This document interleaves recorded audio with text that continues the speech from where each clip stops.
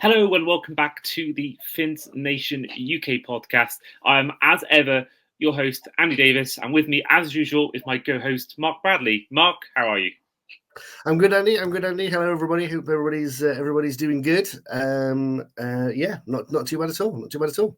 And hope you all enjoying Edinburgh. This podcast will probably be done either the same day or the next day, or certainly maybe 2 or 3 days afterwards, after the Edinburgh trip on Finns Nation fan club weekend. So hopefully those who did go, who are listening to this or watching on YouTube, you had a good time. And hopefully I want to hear some good stories when I see you all next. And I hope it's been a good weekend. So today's episode, we are going to do basically our top 5 games to look forward to in the 2024 season. So we're each going to sort of try and divide amongst us 5 games, maybe 6 games, just to sort of that we can look forward to. Maybe more than a personal, maybe games that myself or Mark are looking forward to personally. Just games that we're looking forward to overall in the 2024 season. I mean, it's it's less than 2 months away now. The season is really going to fly by. We've got training camp next week. Mark is very excited about that, and I'm looking forward to a lot. And I said it before last time in the last 2 episodes that I do think it's our time to win the division. So I'm really excited to see how the season goes. I'm just hoping that we can finally get over the hump. But yeah, we thought talk about 5 games looking forward to the most. I'll make a start on this one. I want to start with a game that, again, is on a personal basis. But I'm going for the Week 8 game with the Arizona Cardinals. 5 p.m. in the UK. It's that 1 week where we do get the game to 5 rather than 6 with the clocks changing at Hard Rock Stadium, of course. The reason why I've gone for this one is because it's fan club weekend and I will be at the stadium for my second ever appearance at the Hard Rock Stadium. I know Wayne Collard is going, the big man himself, potentially Martin, potentially Lee, but they're TBC at the moment. I know there's obviously Mark Angelo who's running the fan club weekend as per usual, and there'll be a lot of fan clubs like there was when I went to the one 2 years ago with the Vikings game. A lot of fan clubs from all over the world, and taking my other half to a first ever live NFL game. Still trying to get her into it. So that's going to be a challenge in itself, but I'm going to try and show her some games before this game in Miami, because I wanted to know the rules and not have to spend the entire 3 hours trying to explain the rules whilst watching the game. But yeah, I'm looking forward to a lot. We experienced Florida Keys more than Miami last time, so I'm looking forward to actually seeing what Miami has to offer. I think we're staying around Dania Beach, but you've got the zoo there, you've got the mall, loads of things you can do in Miami. So I'm looking forward to experiencing that week in Miami, experiencing Hard Rock Stadium again, and this time with people from fan club, because last time I was with a bunch of randomers, whereas this time I'll be ahead of Wayne in the row. He'll be in the row behind me, and I'll be in the row in front. Got those tickets through TickPix.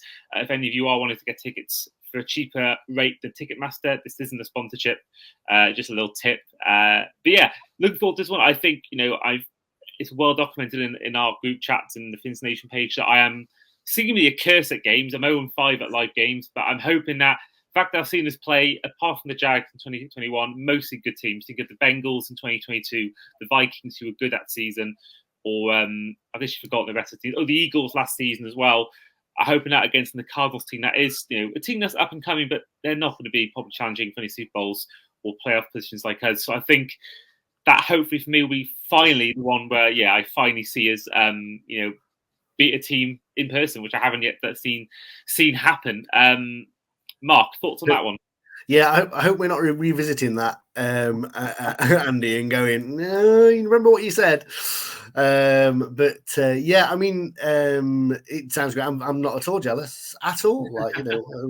Not at all jealous. But no, I mean, I think it should be a good game. And it'd be great, obviously, seeing all the other guys and kind of taking over and invading, which is always fun. And all of that sort of stuff. Did you have any more luck with your partner and kind of persuading her based on sort of I think we were talking last time about kind of the Hard Knocks episodes and Jalen Phillips in his very, very tight shorts and things like that. And have you had any more luck persuading her that the Dolphins is the right way to go, or is she still wavering a little bit? It sounds crazy. I don't think I've actually seen her since our last recording. I've not seen her in 2 weeks now. I think she's been in Santorini. I'm seeing her literally in about 6 hours time, but she's been in Santorini the last week or so. So I've not Yeah, I've not seen it. The last time I was with her, this is going to haunt Dolphins fans who are listening. The last time I was with her, I had NFL content on because she was doing some work for a placement. I was watching a New England Patriots documentary on Apple TV, so that won't go down well with the Dolphins fans. But no, is that the Dynasty? Is that the Dynasty? Yeah, one? yeah. It's on Apple, is it? Is it on Apple? Yeah, Apple TV. Yeah, it's quite good. It's quite hard watching a team that you hate winning, but I suppose it's not when I was around to watch NFL. I think I said before in another podcast, I couldn't, if the Bills won a Super Bowl this year, for example, there's no way I'm watching America's game. There's no way I'm doing that at all, because it'll just remind me of games I've witnessed on TV and stuff like that. So I think, yeah, it's a bit easier to watch it before. I think I was, 5 or 4 when Tom Brady got drafted. So, for me, yeah, it's not quite as painful, but yeah, I couldn't sit there and watch, any of the Bills' success if they were to have any. So, yeah, no, so she's not had a team yet, but I know it's between 5 teams. So as I said last time, so I think personally she will go Dolphins because it'll be her first ever game live. She's going to buy a jersey, she says, when she gets there. She said a vintage one as well, which might be hard to find in the stadium, or I'm sure she can find it out and about somewhere that week. So I do think that she's already Liverpool. Her dad's a season ticket holder at Liverpool. She's already got Liverpool locked in. So, yeah, I do think that Dolphins, she might be the one. Also, this is a really niche reference. I don't know whether I mentioned it last time, but where we're moving to, our door number is 88, which of course is Mike Gesicki's old number. So yeah, I think that she will go Dolphins, but I can't be sure because she does watch the Dallas Cowboys cheerleaders program. So I do think that she, or I said before, could be the Chargers because she spent a week there at the facility helping out on a placement. So yeah, we'll see. I think I'll have an update, I'm sure, throughout the season. But yeah, I do think, I'm hoping it will be the Dolphins, but I'm not going to force her. I'm going to let her choose her own path. But I'm hoping that she does choose Dolphins. That's good. We started watching the Dallas cheerleaders program in the last week or two with my partner. She's a huge fan of the cheerleaders anyway. I think I said last time. But she, I must admit though, it's harsh when you're watching it. It's almost like when you watch the the players being cut and everything else like that. When you see the cheerleaders being cut, there's it's just kind of like, get your stuff, you're gone. It's a cutthroat world, like the real game. I was quite not surprised, but it's like, anything dance competition is always kind of pretty brutal. I always think, but yeah, it's pretty harsh the stuff that they go through, like the players. But we'll have to see then. We'll have to see. Hopefully we'll win. And she won't come away a Cardinals fan, because that would be. Imagine that could be the one. She could. You should be. I don't know which sideline we're going to be near. Whether it's going to be near the Cardinals or Dolphins. I think we're more on the corner by the. I forgot what it's called now. The orange thing. Where I forgot the name of it now. It's going to bug me. The name of the pylon. Yeah, the pylon. That's it. We're near there, so I don't know whether she'll see Kyler Murray and just be infatuated, or she'll see I don't know, James Conner and she'll think, oh my god, this guy's amazing. But I do. She actually mentioned that. I didn't realize that one of the Cowboys cheerleaders on this program got let go and moved to the Dolphins. So she's actually quite excited to see one of our cheerleaders, because apparently they used to be on this Dallas Cowboys program. So right. I don't know whether to spoil an episode for you, but I don't know whether I've given you a little spoiler. No, that's right. Yeah, it's but yeah, no, that's yeah. So it should be a good occasional rounds. I know last time we managed to get on the field. I don't know whether we'll be able to this time around. I don't know whether that was just a one-off, whether that always happens on Fan Club weekend. But yeah, looking forward to that.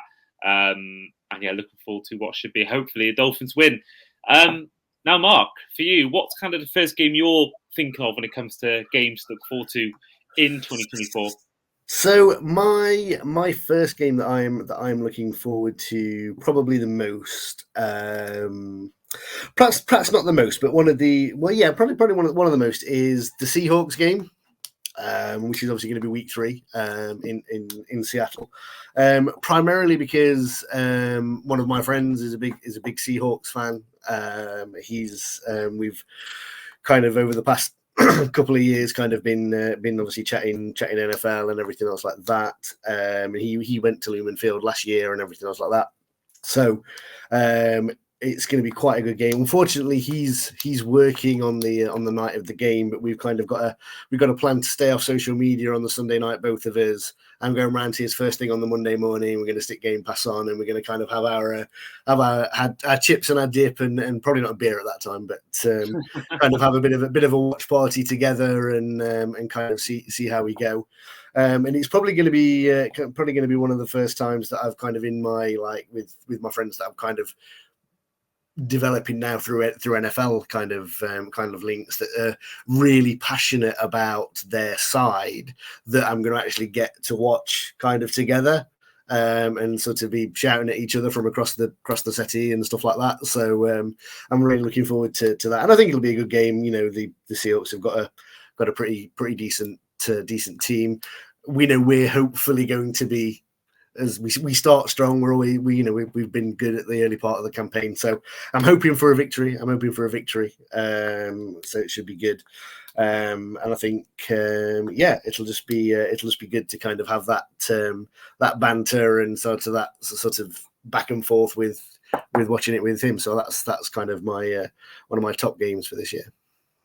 Yeah, that's one I sort of earmarked to start the year, because I was trying to plan a game to go to, and it was between that Cardinals game and the Seahawks game. But in the end, when people are going to be there, and you can't guarantee it's going to be nice weather in Seattle, and the fact that it's just you're going to be with people from Finns Nation UK, such as Wayne, possibly Martin and Lee as well. That does sort of persuade you to go to that one. I also see your team at home is always good, but I also that Lumen Field is an incredible stadium. Went there to watch Seahawks Falcons 2022, the first stop on my 3-month trip, and Seattle. I love Seattle so much. I mean, I would love to go back there. I'd go back there in a heartbeat.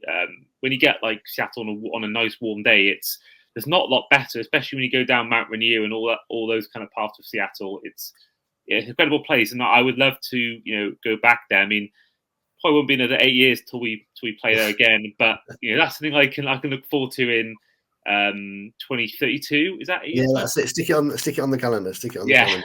I never quite got to Seattle. When I was a kid, we kind of did a tour of like Canada and sort of the top part of it. We got to, I think the closest we got to was like Spokane, in sort of the state of Washington, but we didn't quite actually get to Seattle. But yeah, so that's my yeah. I mean, it's one of the ones where I go back even if it wasn't the game on. You think about that. I went to all these stadiums in America.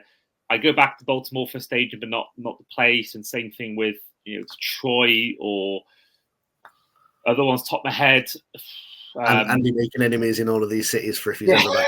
Yeah, I'm hoping he's just open to listen to this. But yeah, I do think Seattle's an amazing. And anyone who's listened to this podcast who has the time and money to go to the game this year, if you can go to that game in week 3.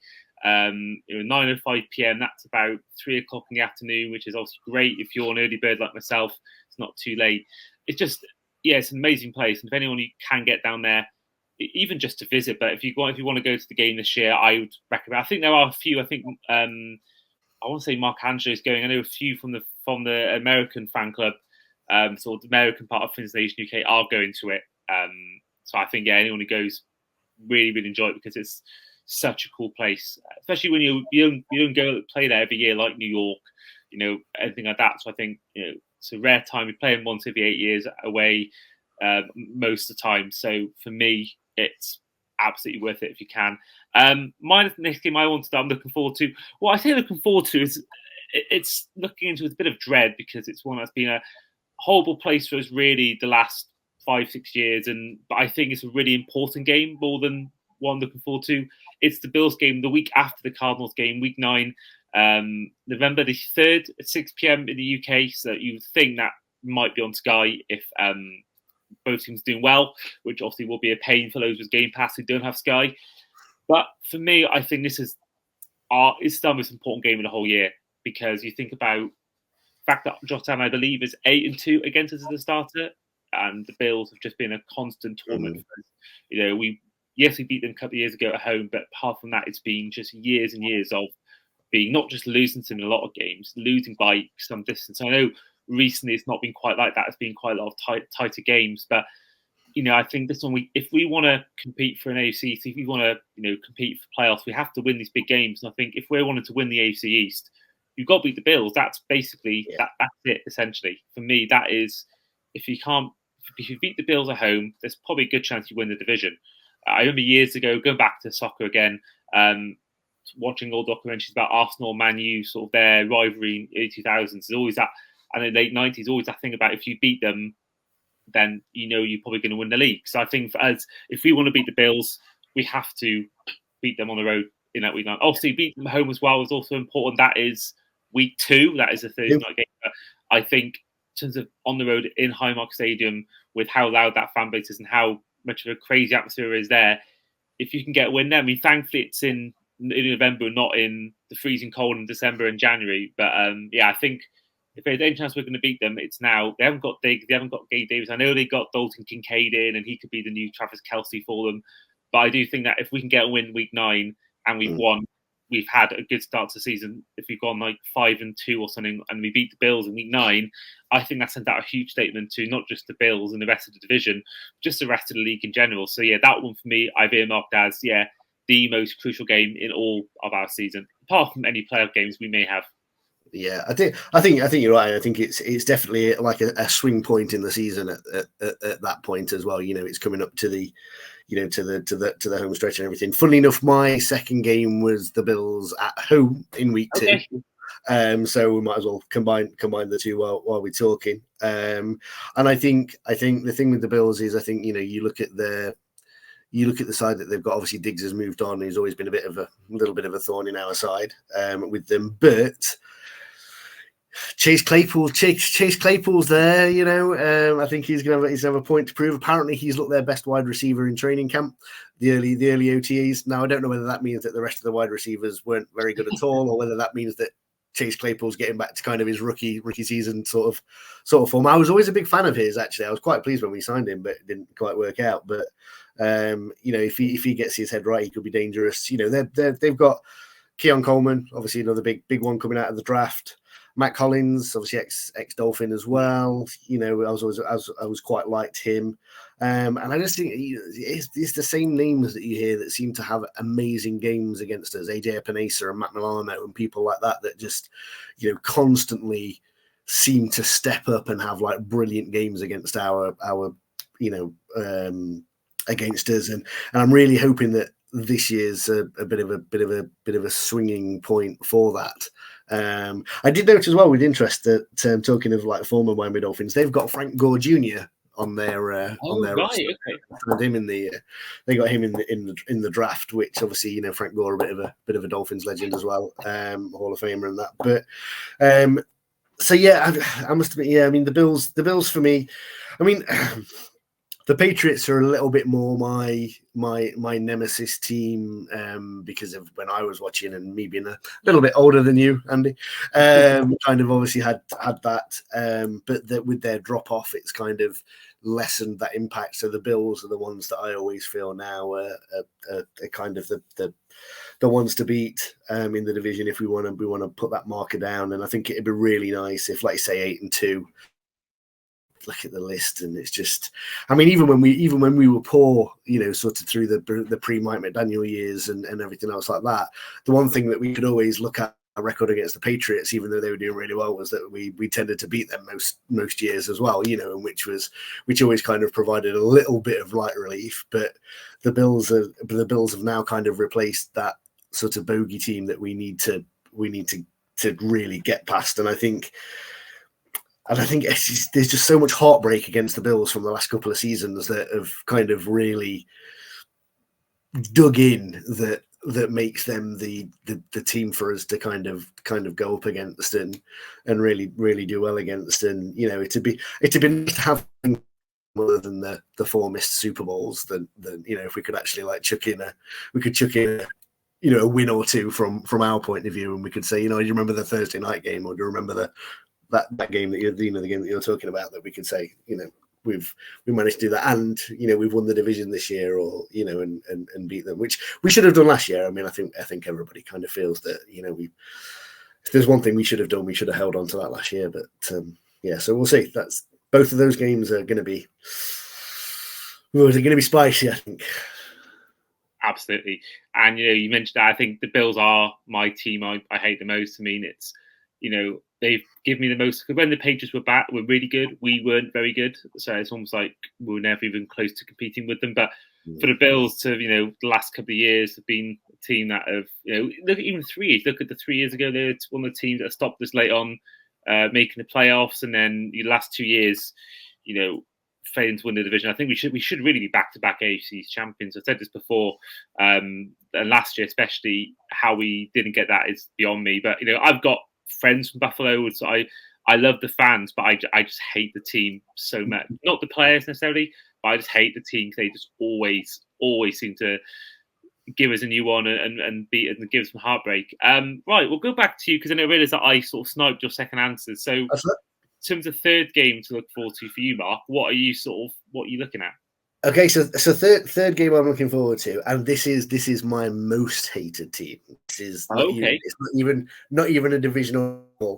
Home to the 49ers. That's nice. That's my. I think that's. I know exactly why that is as well. Is it 84 by any chance? Yeah, week 16. Yeah, I mean, growing up, I think I mentioned it on here before. Marino, and kind of the teams of the 80s and early 90s and everything else like that. And we had the Marino versus Montana, who was the best quarterback. It's Dan Marino, by the way. I'm not hearing anything else about that. And just kind of that rivalry that they had always spilled out. I remember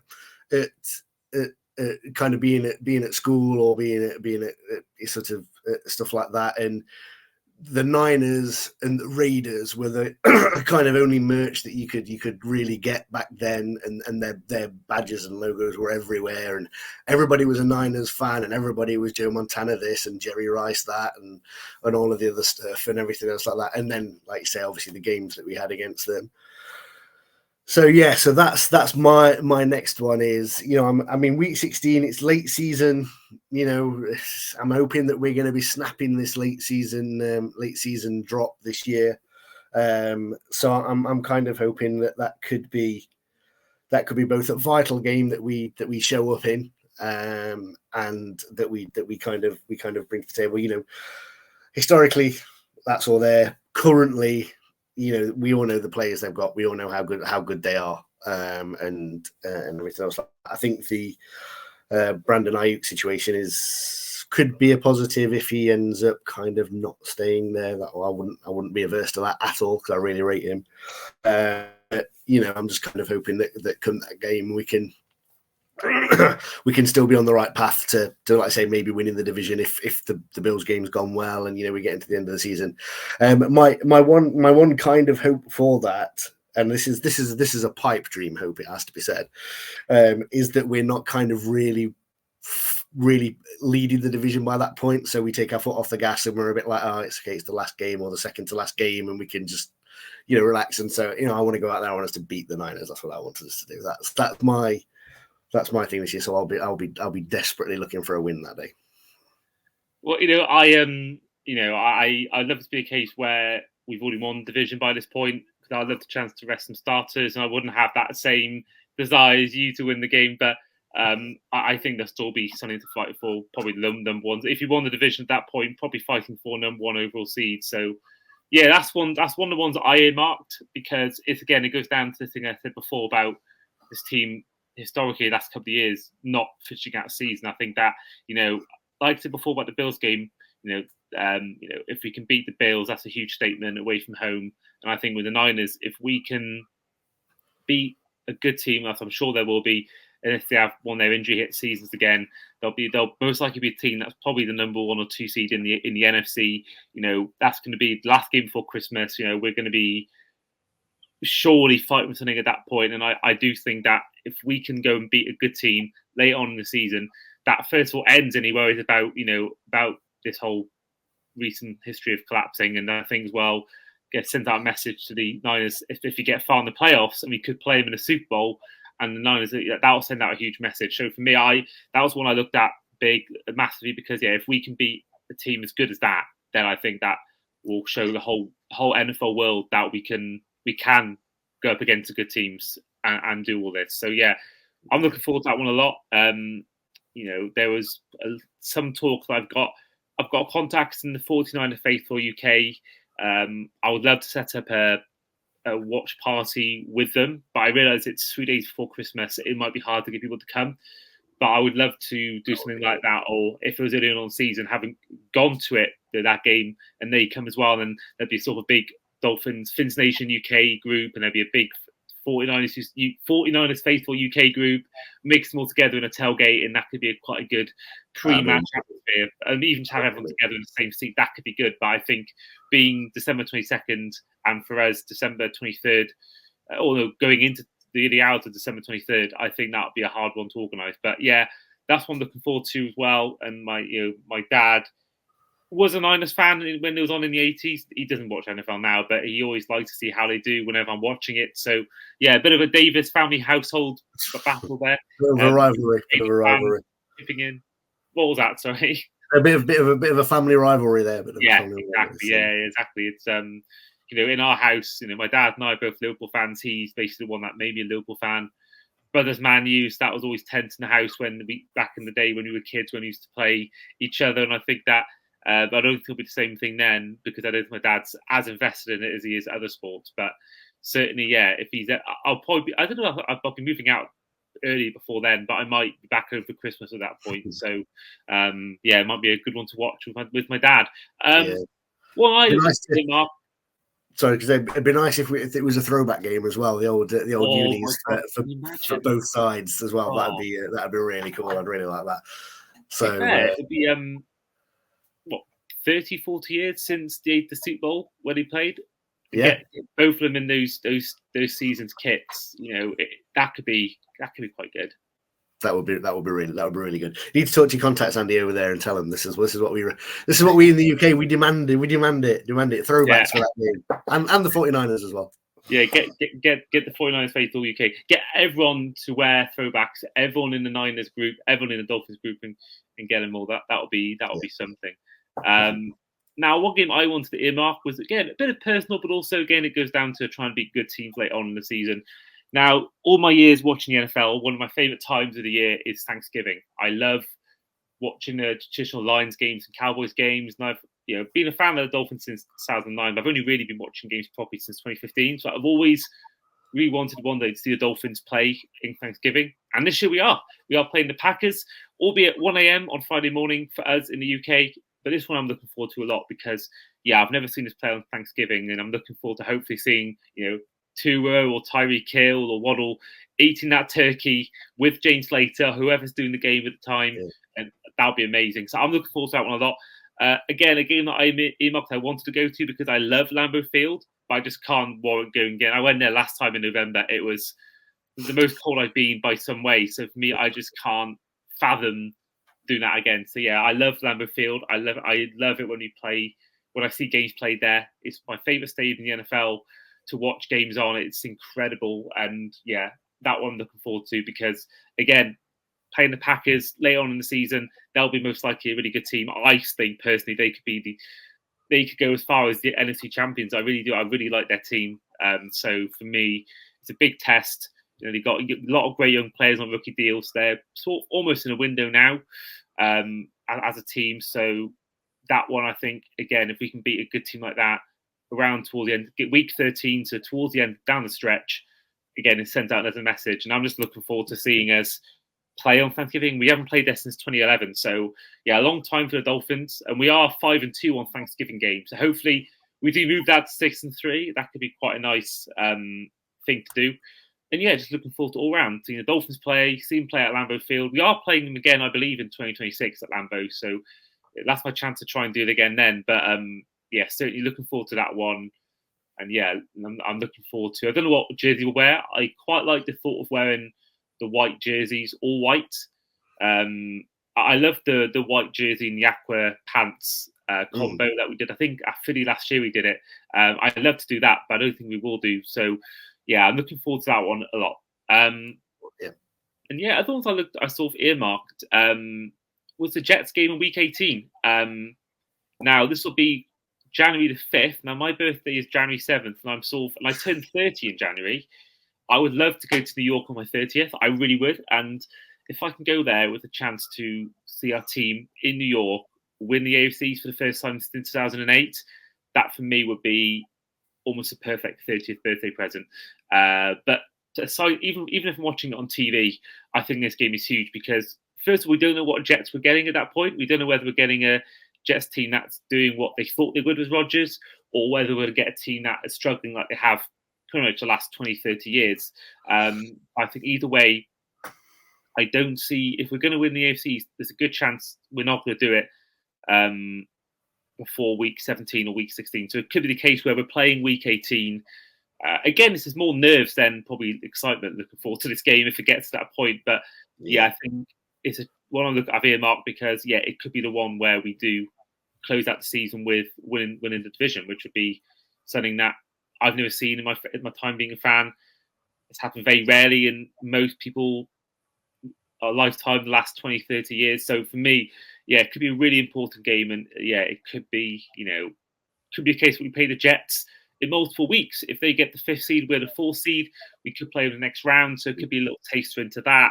We could be seeing what kind of Jets team we're getting. And I think all round it's just going to be, an exciting game. We all saw what happened last year with the Javon Holland return Hail Mary for a pick six. And I think that, this should be hopefully, a cracking game. Yeah, I agree. Also, one not that we planned this, but also one that I'd got earmarked on my list for pretty much all of the reasons that you said there. Could be vital. I also have a couple of friends who are Jets fans as well, so obviously wanting to stick it to them as well. Funnily enough, talking of the Javon Holland interception, and I know there's perhaps a few gamers that listen. I actually did exactly the same thing on Madden yesterday. I had a pick six against the Jets with Javon Holland, which I thought was quite nice. I was celebrating that rather more than I normally would because I was obviously kind of recreating that moment. I think the Jets are going to be more of a challenge this year. I think they're going to be a boom or bust team. I think they're either going to be brilliant and we're going to be fighting with them, hopefully, right to the end of the season and the Bills, or I think they could be abysmal. I think they'll be boom or bust. Obviously, they've a lot of talent on their roster that they've kind of brought in. Any side with Breece Hall in there is going to be a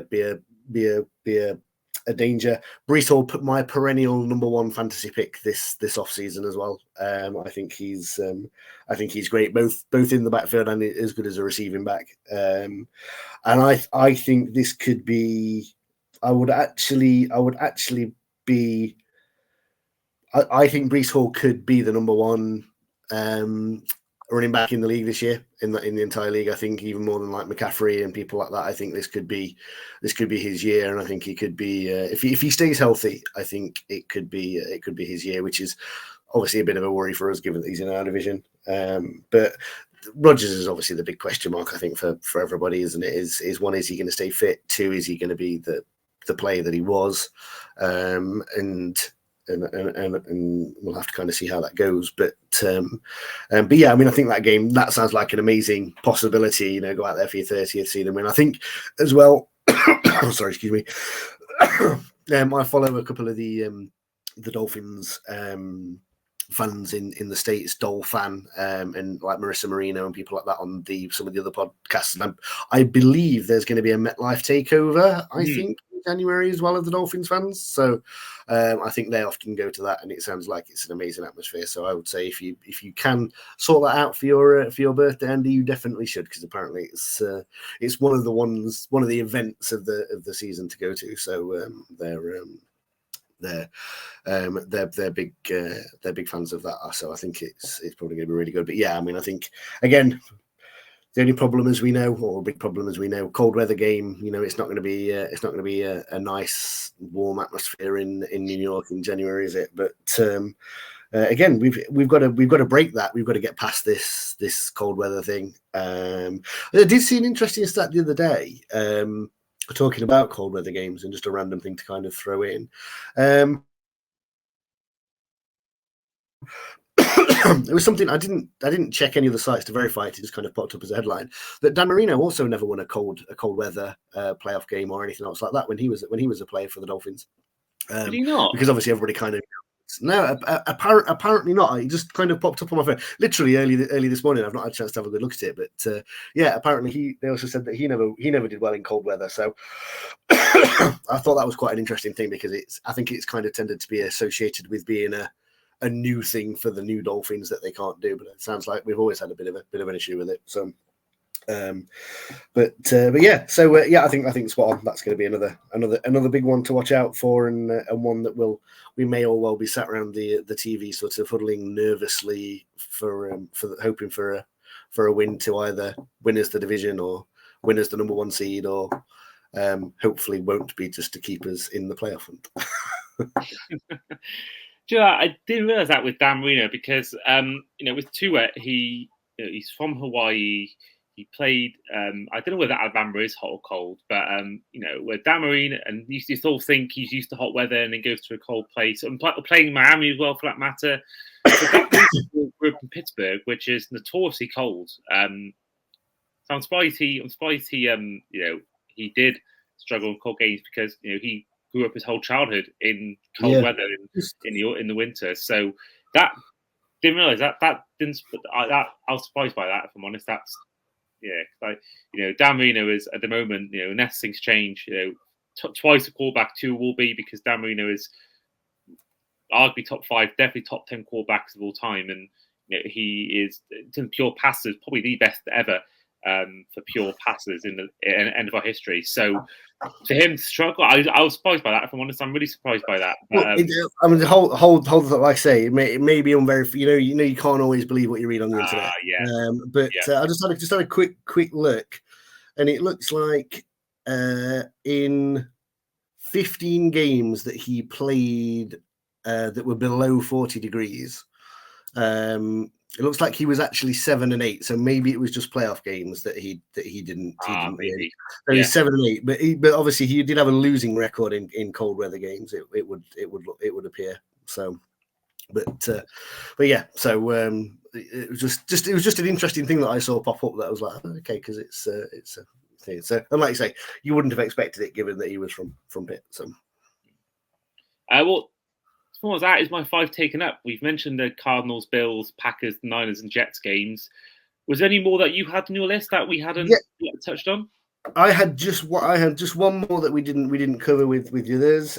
That's the Week 11 game at home to the Raiders. Was my other one, purely because of a lot of our favourite player, Christian Wilkins, returning, and obviously seeing how he does. I've got a bit of a suspicion the Raiders might be quite good as well this year, or a lot better than they have been.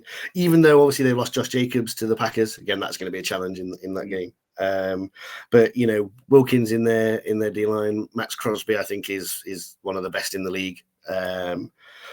And I think they drafted well Brock Bowers and the likes of that. Gardner Minshew there, and I think he's going to be the starting QB there. I think he's a decent quarterback, better than what they've had over the past few years, certainly. So I think that could be a challenging game. Always a fun game, I think, against the Raiders. Again, going back to referring to my age, I think I've always had a bit of a thing with the Raiders again because they were the other team that you always saw everywhere and everybody wore Raiders stuff and everything else like that. Yes, we know they've got a really cool logo and really cool colors. We know. So that was another game that I always kind of look out for is sort of the Raiders, the Niners, because of their historic connections and then the divisional rivals and that sort of thing. So and then games against who my mates support. So that's kind of how I always break down the seasons, I think. But yeah, so that was just the other one that I got. It was a bit nervy. Their game against them last year was a lot closer than it should have been. Given that I think they were on like their third choice QB. Was it Aiden O'Connell was in that game? I think. But yeah, we'll have to see with that one. But that was the fifth one on my list. I think of the other ones to go to look forward to. Well, we mentioned before personal ties and family things. My brother's a Raiders fan, and whilst at that point I'll be living in Cardiff, he's already living with his other half in Caerphilly. It's one that I'll sure be texting him about. Probably during the game. It's 6 p.m. for us in the UK, so I'll probably be talking to him about it, throughout the game, or certainly not if not the next day. So yeah, that's gonna be another personal one in the family. And yeah, there's one thing I want to ask you before we do go is one we thought of on the spot a question about what do you think will be the hardest and the easiest game of this season? Now I realise that on paper, no games it could be any team and it's not always guaranteed how teams are going to be. You don't know how they're going to perform, and no game is easy. Every game is hard. Because me personally, I was thinking, maybe the Patriots games and maybe the one in Miami, because the Titans, I would have said that I like Will Levis, and they gave us a horrible time last year. That game haunts me more than any other in my time being a fan. So I think I would probably say that as the on paper the easiest. Patriots at home. In week 12, or even on the road in week 5, and hardest one I think it's got to be the Niners.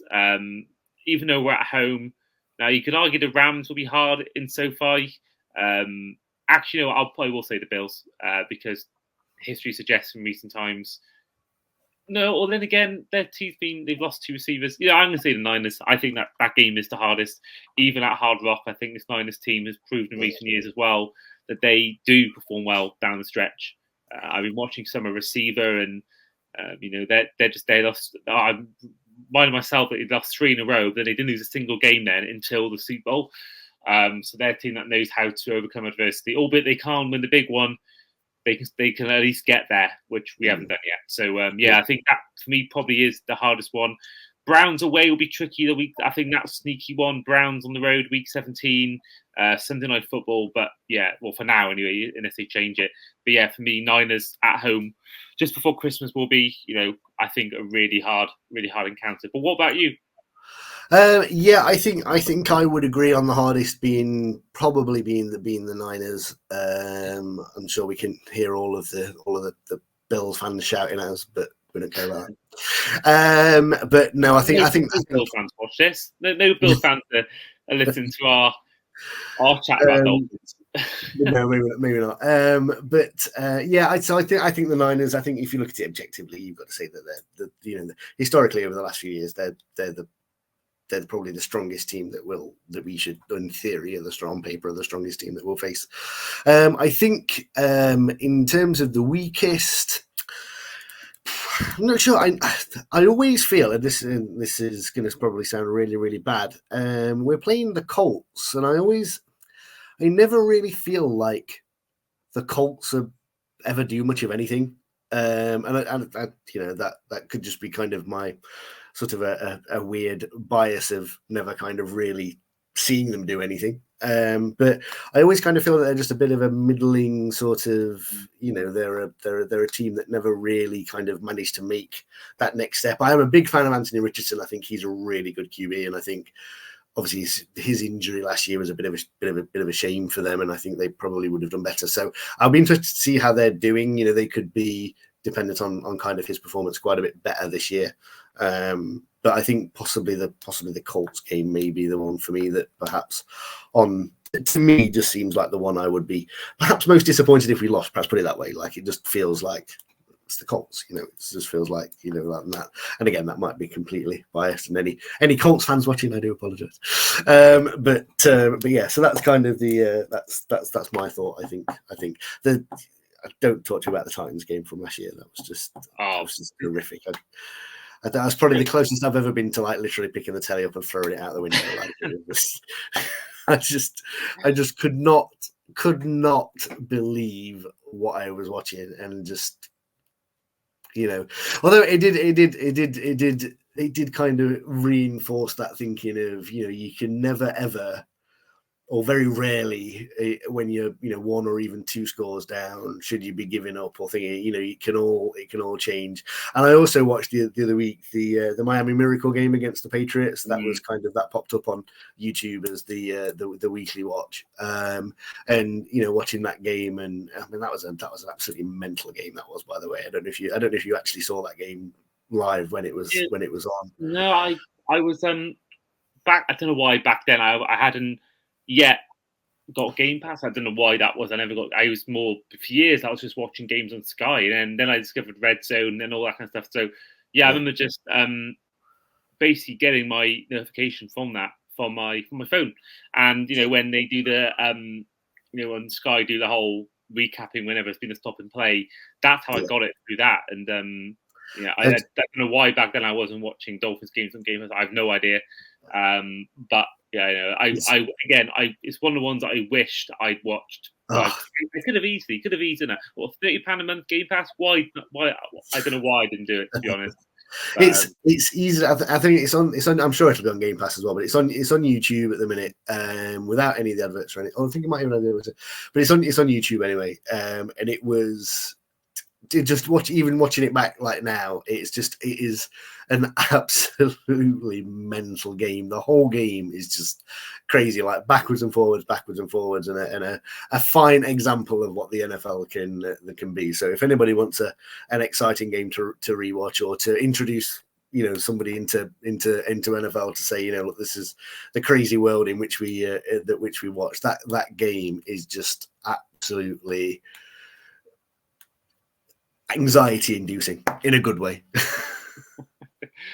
Yeah, that game is insane. I mean, the Colts game, it's one I'm worried about, because I think the Colts could really take off if Richardson does what he did in those 5 games, wherever he played for a whole season. I think that they could be a team that really, it's a tough division. The Texans are going to be there.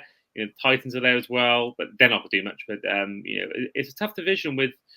I've actually forgotten. The Jags will be there and thereabouts, but I think the Colts, Richardson, we've talked about before Josh Allen, how much he's tormented us. Richardson is a very similar quarterback in terms of body type, the way he plays. So I do think that he could be one that could give us problems. If he isn't, obviously, durability is obviously a worry at the moment because what happened last year. So if he comes back and he does play a whole season healthy and he plays in that game in week 4, I believe, is when the London games are on, I believe, this game, one of the London games. I think it's maybe 20th of October. But either way, this one, I think if Richardson is fully healthy, I think he could cause some huge problems. Albeit, obviously, the rest of the roster isn't exactly perfect, but, Michael Pittman's a great player and Jonathan Taylor is a good running back. So for me, I think that it's going to be potentially one that we could struggle, especially in Indianapolis, not at home. But I do think the fact that it's early on in the season gives me hope, because we seem to be, the 72 Dolphins when we were playing the first 5 weeks of the season. It comes to more the rest of the season. So what you think, wouldn't you, given the Legion of Zoom, that we should be fast out the blocks, as it were? So, yeah, exactly. Yeah. So, but yeah, I mean, I think we'll see. It's starting to feel real now. It's starting to feel like it's not too far away, which is kind of exciting, and kind of seems to have come around really quickly as well. It really doesn't seem like 2 minutes since I was watching the Super Bowl, so it's it's kind of feels like it's come around really quickly. So I'm getting excited now, as I hope everybody is. Yeah, I can't wait. I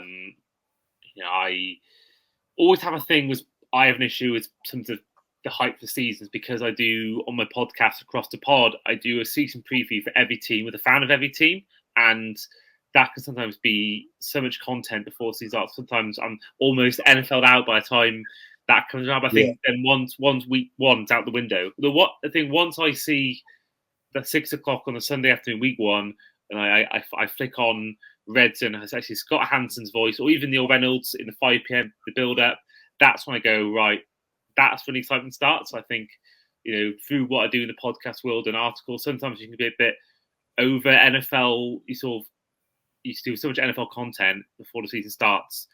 You sort of are almost knackered by the time the season starts. But then once that first touchdown's thrown in week 1, then you're like, that's when the hype for me starts. But I may be maybe come down near the time, I might be a bit more excited. But I think we'll see on that one. But yeah.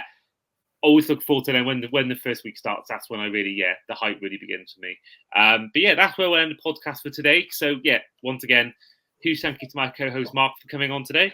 You're welcome. Cheers. Thank you very much. And we'll be back with more content, most likely next week, with the OTA stuff, or training camp, and all the rest of the pre-season, off-season stuff. So yeah, we'll look forward to that one. But in the meantime, new contract before this training camp starts for Tua or not? What do we think? I think next summer, personally. You think next summer? You think they're not going to do anything at all this year? I mean, it depends how it goes. If then maybe, because obviously Herbert's been paid, Burrow's been paid, but I don't. I think he may hold on a year because we just paid Jalen Waddle as well. So I personally think, especially with Tyreek Hill potentially out the door next year, I think that'll be the time when the Dolphins do strike. I think personally, but do you think this year then? I think if they're not going to stick with Tua long term, then by all means take the risk of him holding out or take the risk this year. If they're absolutely convinced he's the guy, get it done. I would get it done this year. The market might well be another 20 million a year come next summer. And as much as the salary cap's going up every year exponentially, I kind of think, we've already kind of suffered with the deals that have happened earlier this year, which is why Tua is probably a little bit more. He's got a little bit more leverage than he had at the start of the off season, because of the deals that those guys have got. He's got his record season in his back pocket, and his list of being, I think there's only 7 other QBs that have kind of had the leading the passer rating and the yards leader and everything else like that in the same season. So I think he's got those things in his pocket, and I think he's kind of saying, well, if these guys are getting paid that, then I should be getting paid that. We all know the questions. We all know the leverage that the Dolphins have got are going to be, well, you've never won your playoff game, you've never won your big games during the season. You've got to show up in those games, and I agree. I look at it that way, but I also think that if they are of the mind that he's going to be the guy, he's going to get to that level, to me it doesn't make sense to leave it another year. I don't think really. I mean, it makes sense on one side of say, well, actually, let's see if he can do it, but in a year's time, like say, if he has a stellar, and that's the gamble, I guess. If he has a stellar season this year, if he turns up in the games like we want him to, and he does the things that he's going to do, the contract's going to be X amount more expensive than it would have been, because he's going to have all of the leverage at that point. So do we get it done this year? I don't know. It's a tough one. I don't envy the front office, because as good as he's been in certain situations, there are still some very big question marks. But my argument, I think, would probably be, can we get better? Could we get a QB that fits McDaniel's scheme like he does? Is there a better option out there for us? And I don't really think there is, unless you're willing to say, well, actually, we'll settle for another tier below, or another tier below that QB for the money, and we'll keep Hill, we'll keep Holland, we'll keep Phillips. We will extend all of those people and have all of the pieces around an average QB, rather than having a slightly better than average QB, or a good QB, or an elite QB, whatever Tua ends up being. So So in answer to your question, I don't know. But I know you're not a huge fan, and I'm not. I'm a fan, but a tempered fan with Tua. I personally get it done if it was me. If I had the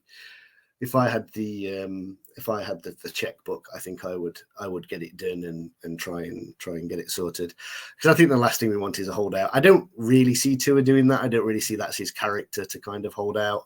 But I guess you never know. You don't know who he's got in his ear telling him.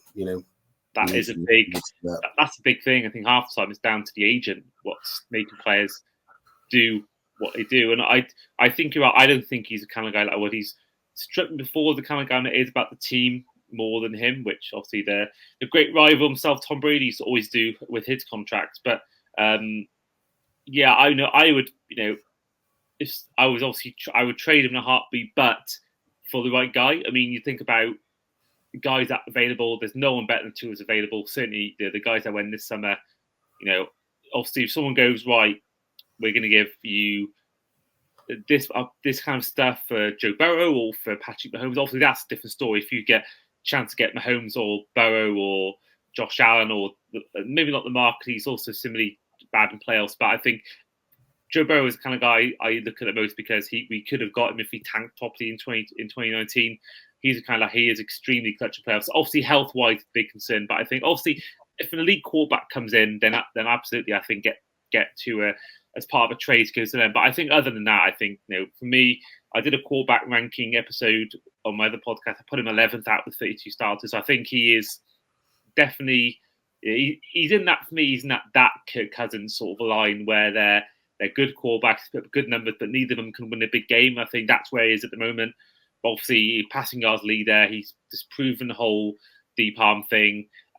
He's also disproven the health thing. He's one of the only quarterbacks in what was a very injury hit season last season for quarterbacks. He played the whole season, didn't miss a game. So he's overcome that challenge. So I think now that's his next challenge. I think if he can do that, then that's our QB for the next 15 years. If he doesn't do it this year and we haven't given him the contract, I think then the questions start to be asked, I think, a bit more, and some hard conversations need to take place. But it's a question again of who do you get in that's better, because Tua is still a good quarterback. He's just at the moment not an elite quarterback. So that's the issue at the moment. And yeah, I think certainly I don't see Tyreek Hill lasting more than a year. I think he'll be gone, whether it's through retiring, a trade, or whether he just does something completely outrageous in the off season. Or more stuff about his Tyreek. Yeah, no, not at all, right? Not at all. Right? Why on earth would you think that? I heard he was going to be on the receiver program, but on Netflix, but there was that much off the field content, it was going to be too much. No, just they wouldn't have been able to feature anybody else if they'd have just had Tyreek on it. It'd just have been, and in Tyreek's life this week. Yeah. I actually believe that when he said, I actually believe that's how crazy. I actually believe that it was true. That's how crazy it is. But I will say, I DM'd Tyreek Hill the other day trying to ask him to come on his podcast. So I'll try not to slander him too much. I want to get him on the podcast, but don't get me wrong. I think the guy is. I think the guy is unbelievably talented, and we are on the field lucky to have him. And absolutely. He's and to be honest, I mean, I kind of like the guy's infectious kind of enthusiasm in his moxie, for want of a better word, if that's the right word, and everything else like that.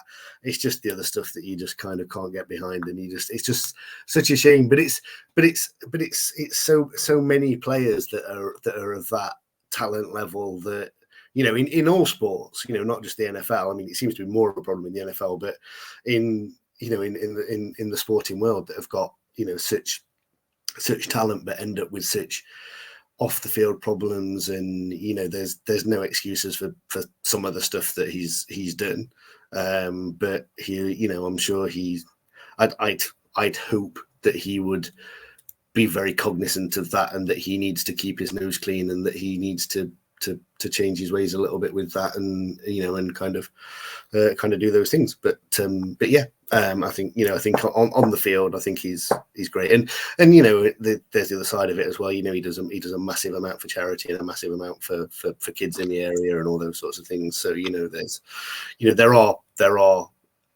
are plus points as well with him. Yeah, I'd agree. And he's albeit I'm a very young fan. Quite 7 fans have been a fan 14 years, but he is easily, there's not even a debate about this, the best receiver I've seen in a Dolphins jersey. I loved Kenny Stills. I love Waddle, but they're not in the same league as Tyreek Hill. I mean, Martin, who's been a fan a lot longer than me, he says it as well. The best receiver he's seen, and that's a long time. And compare that to the Marx brothers and OJ McDuffie and everyone else that's played. So for me, yeah, he is. I think he's my favourite player still. He's my favourite player still because when you watch him on the field, there's no one that brings me more excitement on the field than him. When you watch him in his stride, when he's making the runs with all his speed, from a catch from Tua, there's not many more players that give me more excitement than him. It's really, it's amazing. He's an amazing player to watch, and for me, he is. You think about most teams to fall back the most valuable player. I think Tyreek Hill is our MVP. He really is.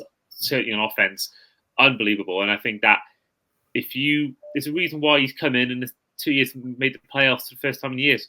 He is that difference maker, and for me, he's box office. He is box office basically, and he's someone that, you know, if you're trying to get someone to get into the NFL, if you're taking away quarterbacks because they are the main guy, if you're looking for other non-quarterbacks to try and attract people to watch the NFL, you think of McCaffrey, you think of Tyreek Hill and Derrick Henry, and he's that kind of level where, you know, and he's a lot more about just speed as well. You know, you've got his catching ability is unbelievable. You know, you see, you know, Tim Cahill's about in football, you know, not the tallest guy in the world, an amazing leap, and Tyreek Hill has got an amazing leap and amazing ability to catch.